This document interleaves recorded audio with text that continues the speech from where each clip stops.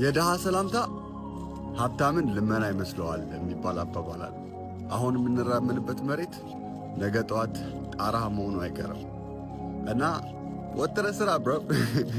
ሰለሞን እግዚአብሔርን ጥበብ ሲጠይቀው ሀብት ጨመረለት።